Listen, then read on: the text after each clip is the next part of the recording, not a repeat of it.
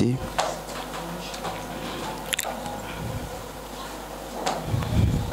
Je peux avoir la Bible de Jérusalem, pardon. Je souhaite que tu salues aussi. Je sais que tu es resté à ta place. Il serait mieux que tu salues tout le monde si c'est possible. Et que ceux qui sont dehors rentrent, sauf les enfants.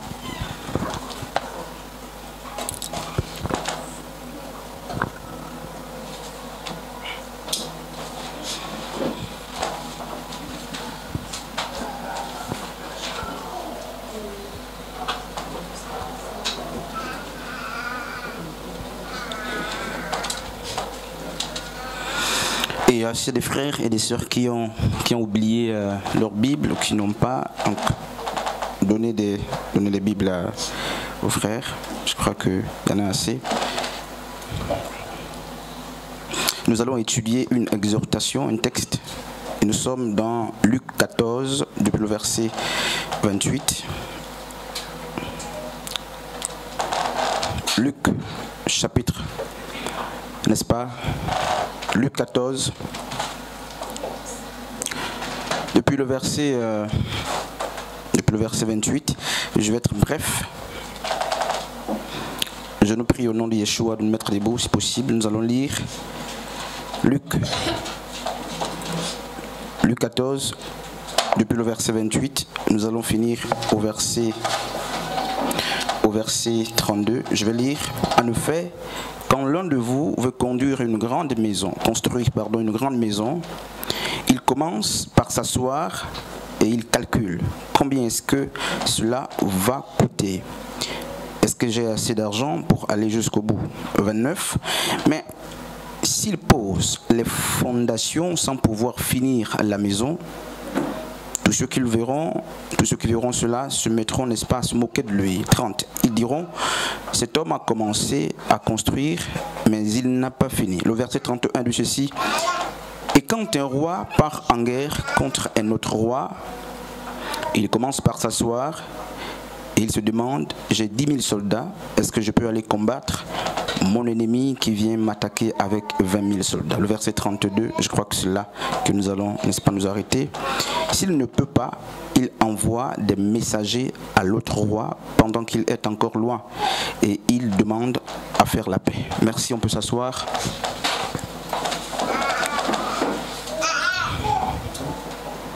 C'est un message de Yeshua, donc de Jésus-Christ. Et il était là, lorsque vous faites, n'est-ce pas, l'étude du contexte, il est entouré non seulement de ses apôtres, donc de ses disciples, mais il est aussi entouré, n'est-ce pas, il y a quelque part là, des pharisiens, des sadducéens, des gens qui viennent pour accuser, des scribes. Et il dit justement à ses disciples que lorsque quelqu'un a un projet, il a spécifié le projet, lorsque quelqu'un nourrit l'appétence ou l'appétit, l'envie, lorsque quelqu'un a le désir de construire une maison, il ne se lève pas et commence, n'est-ce pas, à construire. Il dit c'est une erreur monumentale que de se lever et de commencer à bâtir parce que nous avons à cœur l'envie de bâtir. Jésus dit ceci, lorsque quelqu'un veut bâtir une demeure, une des premières choses qu'il fait, c'est quoi? Il s'assoit. Et la position assise, je crois que nous en avons déjà parlé ici, la position assise, c'est aussi, n'est-ce pas, un vocable qui parle de l'assurance. Lorsque Jésus devait multiplier le pain pour nourrir, n'est-ce pas, les gens, la foule qui était là, la Bible dit que les apôtres viennent lui dire qu'ils n'ont rien à manger, mais ils étaient debout. Jésus va leur dire ceci, faites-les asseoir. Et dans nos vies, très souvent, il y a des projets que nous avons entamés debout, il y a des choses que nous avons entamées debout, et il n'y a pas de résultat. Nous sommes restés debout. Ceux qui sont debout sont agités. Ceux qui sont debout n'ont pas d'assurance. Ceux qui sont debout, parfois, parfois n'ont pas de repos. Souvenez-vous de l'épisode de Marthe et Marie. L'une d'entre elles est restée agitée à faire le service de la maison, alors que l'autre était au pied pour écouter l'instruction. Et sans aller très loin, c'était une parenthèse, Jésus dit non, quand on veut construire une demeure, une des premières choses, c'est de s'asseoir et de commencer à effectuer, au-delà du plan, les calculs. Les calculs, pourquoi? Par rapport à la demeure que nous voulons réaliser. Les calculs par rapport au projet que nous voulons réaliser. Est-ce que nous avons assez de moyens pour une maison de 4 niveaux, pour une maison de 20 chambres? S'il en est ainsi. Et qu'est-ce qui se passe? Alors que certains s'asseyent pour faire justement l'étude de ce texte ou pour mettre en musique l'instruction du maître, d'autres construisent très vite. Ils construisent très vite et ils finissent aussi très vite. Et très souvent, vous commencez à bâtir ensemble, mais l'autre a fini. Toi, tu bâtis il y a encore 20 ans derrière. L'autre a fini. Vous avez commencé très souvent la première année. Je vais vraiment rester calme, c'est une exhortation de quelques minutes. Vous commencez à 2, et lui il finit en 3 mois, en 4 mois. Et lorsqu'il lève sa maison, ou du moins lorsque sa maison sort de terre, alors que ta maison est encore très loin de monter, ce monsieur qui a fini et qui a commencé avec toi aura tendance, n'est-ce pas, même à se moquer de toi. Il y a 10 ans, je suis à l'université là, j'enseigne là, et quand j'arrive, n'est-ce pas, chez les BTS, je trouve quelqu'un qui était avec moi en 3e. C'est un paradoxe le premier jour. C'est un gros paradoxe. Et il vient vers moi, il me dit, est-ce que je dois t'appeler monsieur? Est-ce que, parce que nous avions des rapports hier au village. Et j'étais très gêné. Je dis non, tu ne peux pas m'appeler monsieur. Nous sommes, sauf lorsque nous sommes dans le cadre d'études. Mais quand on sort de là, nous étions amis depuis, nous sommes amis. Et moi, quand je prends sa copie pour la corriger, je suis très gêné. Je suis très gêné. La 3e, je l'ai faite en 2009. Nous sommes en 2023. Donc il y a beaucoup d'années. Et je trouve en 2e année d'université. Comment ça s'explique? Ça, ce sont des questions que je me suis posées. Comment ça peut s'expliquer? Je me suis rapproché après de lui. Mais qu'est-ce qui s'est passé entre-temps? Et j'ai fait l'UOB. Et après, je me suis assis avec les difficultés de la maison, de famille, tout ça. Les projets ne sont pas allés très loin. Il avait des plans. Il avait même à présenter, n'est-ce pas, son projet d'études. C'est pas allé à la fin à cause des difficultés. Et jusqu'à l'heure actuelle, je pense qu'il est passé hier à la maison des positions mémoire pour que je le corrige. Je suis très gêné de travailler à ses côtés. Parce que pour moi, c'est anormal. Je dis pour moi, c'est anormal. Mais qu'en est-il pour Dieu? Pour moi, c'est anormal qu'il y ait un gros fossé entre nous alors que nous étions sur, n'est-ce pas, les mêmes bancs hier. Il y a combien d'années entre 2009 et 2023, c'est un fossé. Bref, c'est lui qui a vite bâti la maison. En 3 mois, alors que vous avez commencé ensemble, il dira, mais tu es un paresseux, tu es faible. Mais qu'est-ce qui s'est passé? Ce monsieur travaille depuis, il n'a pas bâti, il n'a pas construit. Cette femme travaille depuis, qu'est-ce qui se passe? Et lui, parce qu'il n'a pas pris assez de temps pour bâtir, lui, parce qu'il ignore, n'est-ce pas, à quelle profondeur tu envoies tes fondations, il aura tendance à se moquer. Mais tu connais pourquoi ta maison retarde. Certainement, tu prends le soin d'enfuir ou d'envoyer très loin les fondations pour que lorsqu'elle sortira, n'est-ce pas, qu'elle reste là, même au passage du vent.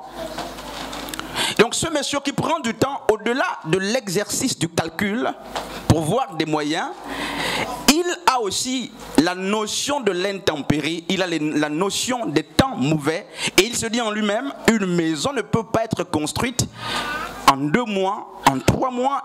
Il m'est favorable de prendre assez de temps pour que les fondations soient, n'est-ce pas, bien posées.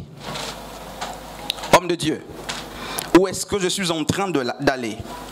Même les ministères, il faut des fondements. Si un ministère naît aujourd'hui, grandit aujourd'hui, dites-vous que Dieu n'est pas dedans. Parce que Dieu est un Dieu du temps. Il y a le temps avec Dieu. Et je pense que pour ceux qui sont là, nous avons vu le temps Aion, n'est-ce pas? Nous avons vu le temps Chronos. Et nous avons vu même le Kairos qui est le temps de Dieu. Le Chronos c'est le temps des hommes, le Aion c'est le temps cyclique, mais le Kairos c'est le temps défini par Dieu. Et lorsque les gens n'ont pas la notion du Kairos, donc du temps de Dieu pour vos plans, pour l'accomplissement ou, n'est-ce pas, votre épanouissement, pour l'accomplissement des plans ou des projets de Dieu pour vous, parce qu'en Jérémie 11, 29, la Bible dit Dieu connaît les projets qu'il a formés pour nous. Donc Dieu a des projets formés pour chacun. Et le temps pour la réalisation de ces projets tout de même appartient à Dieu. Et les hommes auront tendance à t'évaluer sur la base du temps qui est, n'est-ce pas, calculable, donc du chronos. Ils vont te comparer, ils vont te juger par rapport à ce temps. À ce âge, tu n'es pas marié. Et demande-leur à quel âge est-ce qu'on doit se marier. À ce âge, tu n'as pas fini les études. Demande-leur à quel âge est-ce qu'on doit finir les études. À ce âge, tu es encore à l'université. À ce âge, tu es célibataire. Mais en fait, ils tiennent un langage calculé en fonction, non pas du kairos, non pas des plans de Dieu ou du plan de Dieu, non pas selon la perspective de Dieu, mais ils tiennent un discours parce qu'ils ont en face de leur calendrier humain et leur pendule. Ils calculent ta vie ou l'accomplissement des projets de Dieu dans ta vie en fonction de leur temps. C'est pourquoi ils peuvent dire tu es en retard. Et quand j'étais en train de lire, n'est-ce pas, ce passage, je suis très vite réparti, la pensée est répartie vers mon frère, n'est-ce pas, le collègue avec qui avec l'étudiant en question. Et j'ai compris que certainement Dieu a un autre plan pour lui. Certainement, Dieu veut accomplir quelque chose pour lui. Et je me suis fermé, n'est-ce pas, de juger. Luc 14 dit qu'on ne bâtit pas comme cela sans s'asseoir, de peur que lorsque tu entames le projet, qu'il demeure ou reste inachevé. Et s'il est inachevé, à côté de toi, les hommes vont se moquer. Si le projet n'arrive pas à sa fin, une des conséquences majeures, c'est que les hommes vont se moquer. Et pour fuir la moquerie des hommes, Jésus dit ceci à ses disciples: prenez le temps de vous asseoir et de calculer les dépenses qu'il faut pour votre projet. Et quand je parle de projet, c'est un parallélisme. Je parle de tout et de rien. De la demeure, du mariage, du job, permettez l'expression, des études, de tout. Qu'aucune force extérieure ne vienne vous mettre, n'est-ce pas, une quelconque pression. Réalise vite ça. Fais vite ceci ou cela. Non. Asseyez-vous.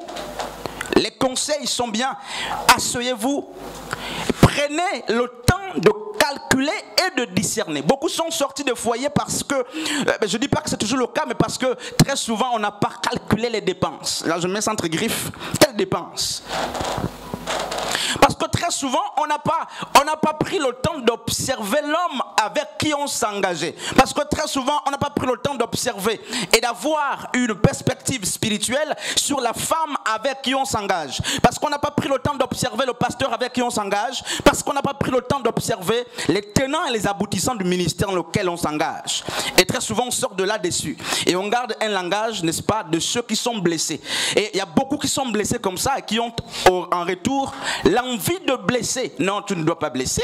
Si tu as été déçu, certainement, mais tu n'as pas pris le temps de t'asseoir. Et il dit, il faut prendre du temps et calculer. Alors, donc, dans Luc 14, 28, Jésus nous apprend que Dieu est un Dieu de planification. La vie chrétienne aussi est une vie de planification. On ne vit pas le jour au jour comme beaucoup font. Tout doit être planifié. Et Dieu n'est pas contre la planification. Quand on prend Genèse chapitre 1er, je finis bientôt, on se rend compte que même dans le processus de la création, Dieu a tout planifié. Et le sixième jour, il va créer l'homme avec tout le plan qu'il avait, n'est-ce pas, décrit, prévu pour l'homme. Alors si Dieu était un Dieu de planification, comment comprendre l'interjection de Jacques face à ceux qui avaient, n'est-ce pas, mûri les projets? Nous sommes dans Jacques chapitre 4, depuis le verset 13 jusqu'à 17. On nous apprend que Dieu était un Dieu de projet, mais nous avons ici l'image de Jacques qui s'oppose ou qui blâme les hommes qui ont mis en place, n'est-ce pas, les projets pour leur devenir. Je vais lire ce texte. À vous maintenant qui dites, aujourd'hui ou demain, nous irons dans telle ville. Nous y passerons une année. Nous y ferons des affaires et nous gagnerons de l'argent. Vous qui ne savez pas ce qui arrivera demain. En effet, qu'est-ce que votre vie? C'est une vapeur qui paraît pour un instant et qui disparaît ensuite. Vous devriez dire au contraire, si Dieu le veut, nous vivrons et nous ferons ces choses-là. Mais en réalité, vous vous montrez fiers de vos fanfaronnades, donc votre orgueil, tout ça. Toute fierté de ce genre est mauvaise. Il y a des hommes qui ont, n'est-ce pas, un projet en 5D, donc 5 dimensions. Dans ce texte, d'abord, ils ont le projet de quitter un lieu pour un autre. C'est la première dimension. Deuxièmement, ils veulent changer de destination. Ce sont des humains, n'est-ce pas? Ensuite, ils disent qu'ils vont passer une année. Ils ont eux-mêmes défini même le temps qu'ils vont passer. Ça, c'est la troisième dimension du projet. Et la quatrième dimension du projet nous apprend qu'ils vont pour faire des affaires. Et la dernière dimension du projet, c'est qu'ils ont déjà en prévision les bénéfices ou les gains. 5 dimensions, n'est-ce pas, effectuées, donc projetées dans la vie présente, donc des 5 dimensions présentes pour le lendemain. Ils ont un plan pour eux. Ils ont dit, on va quitter ici, on s'installera là-bas, on fera les affaires, et voici les conséquences. Mais il y a une chose qui a été oubliée. Naturellement, Dieu n'est pas contre ce type de projet. Et je sais que beaucoup parmi nous, je ne sais pas pourquoi il faut que cette exhortation passe. Beaucoup parmi nous aussi, n'est-ce pas, ont tenu ce langage, continuent aujourd'hui même de tenir ce langage. En vérité, je vous dis, à moins que je me trompe, mais même avant que tu ne viennes aujourd'hui, certainement il y a des projets que tu as murmurés. Il faut que je termine l'année prochaine pour que je fasse ceci. Il faut que, et des choses se sont ajoutées. Dans 2 ans, je ferai ceci. Dans 3 ans, je me marierai, j'aurai une femme, j'aurai un enfant, j'aurai une grande assemblée, je partirai de là. Chacun de nous a déjà une fois de sa vie tenu ce type de langage. Même moi, je tiens tout le temps ce type de langage. Je ne me suis pas mis à l'écart. Et même pendant que nous sommes ici, certainement tu es en train de murmurer aussi un type de projet qui rentre dans ce sillon. Après l'assemblée, après le partage, je ferai ceci ou cela. Tu es déjà très loin même. Je ferai ceci ou cela. Mes études, je vais les passer, les terminer aux États-Unis, ça dépend. Pour mon foyer ou ma retraite, je serai au village. Alors, Jacques nous apprend que ce type de langage linéaire est une prétention. Il dit c'est une fanfaronnade, c'est de l'orgueil. Il nous apprend que nous sommes orgueilleux, nous qui tenons ce type de langage. Tous ceux qui disent « demain je ferai », sans la deuxième partie justement prononcée par Jacques, sont orgueilleux. Et c'est très souvent justement ce qui amène même à l'échec des plans ou des projets que nous avons tissés nous-mêmes. Il y a des gens qui ont déposé des dossiers qui sont là en train d'attendre avec assurance. Il y a des gens qui ont de gros plans pour demain. Alors Jacques nous dit, mais vous êtes orgueilleux, nous sommes orgueilleux. Pourquoi? Mais il dit en fait ceci. Il dit le langage qui s'y est pour tenir, n'est-ce pas, ce type de discours, c'est de dire si Dieu le veut. Amen. Si Dieu le veut. Pourquoi? Parce que d'abord l'homme n'est pas maître. Avant de parler de l'accomplissement même de leur projet, Jacques leur dit, Jacques fait, n'est-ce pas, il fait constater que les projets ne se réalisent que parce qu'on est en vie. Et il fait constater à ces messieurs que vous avez certes des projets, mais le maître de la vie c'est quelqu'un d'autre. Et les projets que tu tiens, je suis malade, demain je guérirai, je suis ceci ou cela, ce sont des bons projets, mais qui doivent cadrer avec la volonté de Dieu. Qu'est-ce que Dieu veut, ou du moins qu'est-ce que Dieu dit au sujet des projets, des plans que tu as tissés. J'ai envie de me marier, c'est un projet noble. J'ai envie de travailler dans X ou Y entreprise, c'est un projet très noble. Mais il y a une chose qu'il ne faut pas omettre, c'est qu'il faut joindre à notre volonté la volonté de Dieu. Et tu as vu que tu es parti parfois très loin sans la volonté de Dieu, et voici les résultats. Tu as vu que tu as parfois fait sans consulter, n'est-ce pas, la volonté de Dieu, et voici les résultats. Tu as vu que tu as parfois décidé sans consulter la volonté de Dieu, et voici les résultats. Alors, avant de chuter, quel type de projet as-tu? C'est des plans. Quel type de plan as-tu tissé pour tes études, pour ta famille, pour l'église? Et je pense même au département projet, permettez que j'en parle. C'est d'ailleurs une image qui s'y est. Vous voyez, on a la bibliothèque, il y a bien d'autres projets. Et c'est une projection qui est d'abord spirituelle, conçue dans l'esprit et qui a été matérialisée physiquement. N'est-ce pas? C'est un vent qui a soufflé dans l'esprit de quelqu'un ou d'une équipe. Et n'est-ce pas, ce vent ou cette pensée n'est pas restée abstraite. Cette équipe ou ces personnes ont donné les moyens dans un temps requis pour amener, n'est-ce pas, à matérialiser ce projet qui est, n'est-ce pas, en marche. Alors la question qu'on doit se poser ou qu'on peut leur poser, c'est de savoir si cette équipe a dit ou a soumis, n'est-ce pas, le projet à la volonté de Dieu. Comment comprendre que ce projet est dans la volonté de Dieu? Est-ce que c'est parce qu'il est réalisé? Est-ce que c'est parce que les choses sont arrivées, ou c'est parce que les choses arrivent qu'il nous faut conclure qu'il s'agit des choses de Dieu? Quand est-ce qu'on peut se dire que cette action est véritablement une action de Dieu? Est-ce que c'est lorsqu'elle a fait mouche, donc lorsqu'elle atteint ses objectifs? Quand est-ce que toi-même dans ta vie tu te dis, ce que je fais là est dans le plan de Dieu? Les gens ont prié pour avoir une femme ou un mari, tu te maries. Est-ce que c'est le temps de dire que c'est la volonté de Dieu parce que tu es désormais marié? Quelqu'un a prié pour avoir un emploi et très vite tu as eu un emploi. Est-ce que le fait d'avoir eu un emploi est suffisant pour que tu dises c'est la volonté de Dieu? Quand et comment? Comment savoir que cet enfant est dans la volonté de Dieu? Comment savoir que ce ministère est la volonté de Dieu? C'est pas parce qu'il va réunir les foules, non. Il y a d'autres instruments de mesure, n'est-ce pas, qui amènent à comprendre que ceci est le projet de Dieu. Au-delà de la matérialisation, de la réalisation du projet, il y a des facteurs qui doivent nous convaincre et nous situer par rapport au choix de Dieu porté sur ce qui est réalisé. Moi, je ne sais pas si le message la passe. Ce n'est pas parce que tu as prié hier pour avoir un emploi que désormais tu diras que l'emploi que tu as est le projet de Dieu. C'est pas suffisant. C'est pas suffisant de dire que hier j'ai prié pour avoir un mari, j'ai un mari aujourd'hui, Dieu a accompli mon plan. C'est pas suffisant. Mais il sera suffisant que tu le saches lorsqu'au préalable, tu connais le plan de Dieu pour, n'est-ce pas, ta volonté.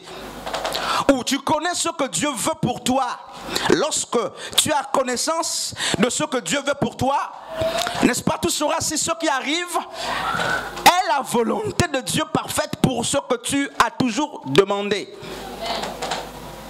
C'est que j'ai une Bible, n'est-ce pas, Razexpas. Dieu instruit Moïse de construire une tente d'assignation et tout ce qui va avec. Et vous connaissez l'histoire, on est parti du temple, on est parti au tabernacle, on est arrivé au grand temple, tente d'assignation, tabernacle, tout ça. Et il se passe que Moïse n'a même pas construit la tente d'assignation, n'est-ce pas, avec son propre plan. Ce qu'il voulait construire, parce que c'était la volonté de Dieu. Et pour se matérialiser, qu'est-ce qui se passe? Dieu va montrer le plan de la tente à Moïse.